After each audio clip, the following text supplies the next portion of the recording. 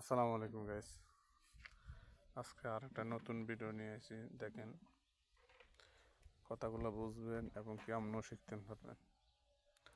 আসলে এই মহিষ কিন্তু আমরা জানি যে সালাদ হিসাবে খায়, কিন্তু এই মহিষ যদি আপনি সিদ্ধ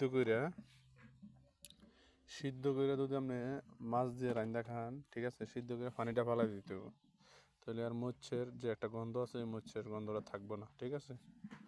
মানে আপনি যদি মাছ দিয়া বা বাজি খায়ান, তেলের মধ্যে পেঁয়াজ দিয়ে সুন্দর করে রসুন দিয়ে ভাজি করে যদি খান, তাহলে মানে এই মরিচ যে ক্যাপসিকাম মনে করে মানুষ সালাদ হিসাবে খায়, আসলে কিন্তু না।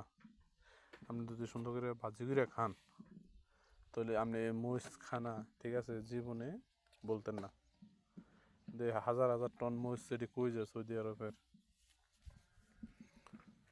আরবের হাজার হাজার মরিচ কই যায়, ঠিক আছে। এই যে টমেটো উড়াইতেছে, ঠিক আছে। তো আপনারা মানে রান্দা খাইবেন, বাংলাদেশে দেখবেন একসময় এই মহিষের লাগে দেখবেন আন্দোলন করবো মানুষ, মহিষ দাও, ঠিক আছে।